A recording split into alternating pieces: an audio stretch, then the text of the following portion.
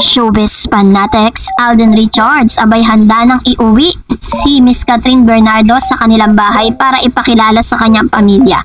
Ang lahat ng ito ay magsimula sa ating updates for today's video. Nais ko po muna magpasalamat sa lahat ng mga legit viewers, subscribers at ang lahat ng mga legit na nagmamahal at sumusubaybay sa lahat ng ating mga updates. Maraming salamat po. So bago tayo magsimula, i-congratulate muna natin ang Pulang Araw dahil trending po sila sa Twitter kung saan ay napamura or minura ng isa sa mga fan nitong si Miss Rochelle Pangilinan. Namura ng fan dahil sa husay na pagganap ng Pulang Araw. Gusto ko lang murahin ka sa napakagaling mong pagganap sa Pulang Araw.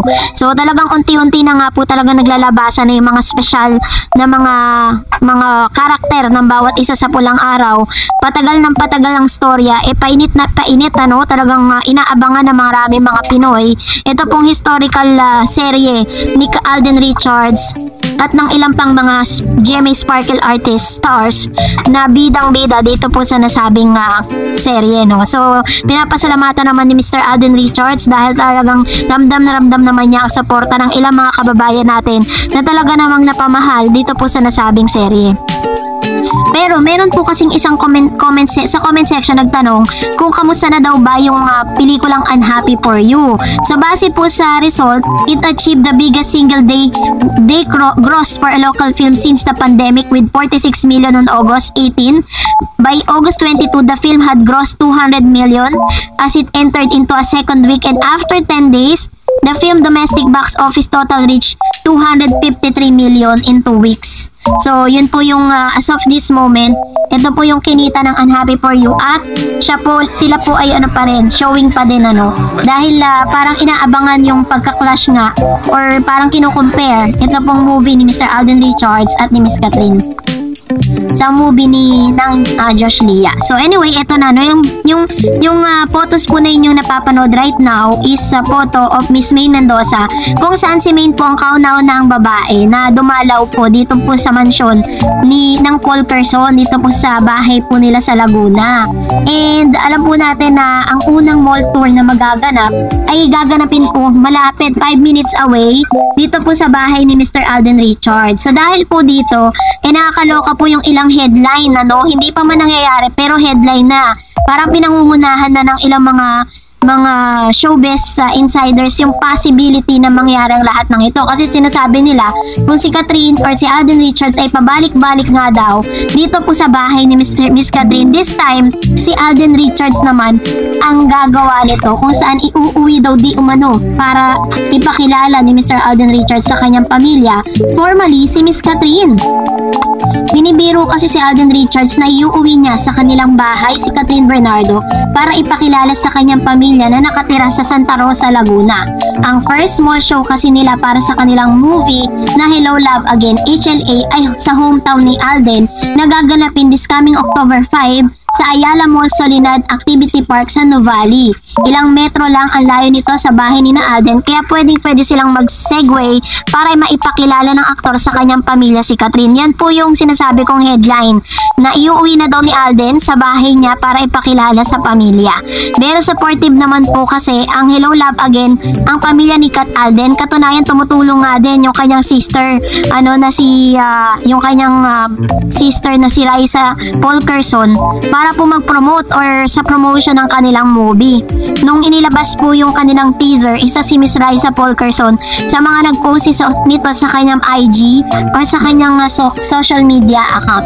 Sa kailang beses na rin daw kasi di umanong na-meet ni Alden ang pamilya ni Catherine dahil bumibisita siya sa bahay ng mga Bernardo.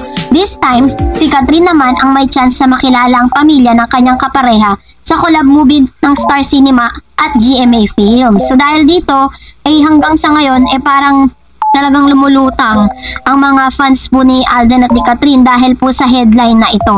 So abang po tayo this coming October 5 at sa mga katden po na malapit sa Ayala Mall Solinad Activity Park sa Nuvali, pwede nyo po silang abangan doon. And for that, narito naman ang inyong mga komento. Magbasa tayo. Sabi po ng isang user or viewer, si Daniel Padilla, maangas talaga yun dahil sikat siya nung sila panikat. Pero now kayo, anong sa tingin nyo, wala na, di na talaga mangyayari yung dati. And And sabi niya pa, ako naniniwala na love ni Alden si Kat. Ganon din si Kat kay Alden. Maswerte lang silang dalawa sa isa't isa. Kung di sila magkatuluyan, maraming malulungkot, maghihinayang dahil bagay talaga sila. Kami nananalangin na sana sila na hanggang dulo. Ayan, so ito naman yung kanyang komento patungkol dito. Meron nga pong interview si Mr. Alden Richards. Mamaya papakita ko po sa inyo. Parang it's just a part of their, yung parang how they really handle the relationship. Paano ba siya, kailan siya papasok sa isang relasyon. Doon po, papakita ko sa inyo yan. Sabi pa ng isa pang viewers natin, lahat ng Katden fans happy and super kilig. Pero ang bashers deadma di nila matanggap, lalo ng Aldab, ang mga Daniel, sila lang ang mga better. And of course, Alden and Maine, mga nakaraan na yun, 2015 pa. Yun na, wala na, wag na ipilit. Tulog pa ba kayo mga Aldavers? Gising na, baka bangungutin kayo. Ayun, so isa rin po kasi sa mga pinaniniwalaan nila, diba, na hanggang sa ngayon. Samantalang si Maine po is talagang she's enjoying fullest with Mr. Arjo Atayde. But as of this moment, naniniwala pa rin talaga sila na may Maine at Alden, at pinabayaan na lang din ni Alden kung saan sila sasaya. Sabi niya nga sa interview niya, diba, na kung saan kayo sasaya, sige na lang, ganon. And hayaan na rin natin sila kung doon talaga sila sasaya. Tayo nga sumasaya sa Kat din, diba? Pero wag lang talaga nilang parang sisiraan or parang pipintasan, diba? Kasi parang mali na. Sabi naman po ni Ma'am si Elena Galgo, ano ang balita sa movie nila Julia at Joshua? Ang yabang nila at inuungusan nila si Kat. Ayun. So katulad na sinabi ko kanina, is ang kinita po nila is 253 million, no? Pero hanggang sa ngayon naman po, i-showing pa rin po siya sa mga sinihan. Tama po, kasi parang nagkakaroon ng comparison between dun sa movie ni Miss Catherine at nitong si Julia Barreto, no, at ni Joshua. So yun po yung kanilang kinita. Sabi ni Flora Esquilo, ako talagang naniniwala na ako na may relasyon na ang Kat din. Sabi naman ni Fritz Pantoja, Conchas po ang name ng resto ni Alden. Ayun, Conchas nga. Kasi parang nabasa ko sa comment section, Conchitas eh. Kaya tuloy pati ako nakikonchitas na rin. Conchas po yung kanyang restaurant. And I know na parang ito po, meron po siyang mga branch ng restaurant na ipinasara due to pandemic. But this time, nagbukas na siya ulit. Pero kung nagustuhan mo ang video na ito, huwag mo kalimutang mag-like, mag-share, at mag-subscribe. At i-follow mo na rin ang aking Facebook page, Dareds TV. And also, I have my TikTok account, which is Dareds TV. Pwede nyo rin po akong i-follow doon. Thank you for watching, guys. God bless everyone!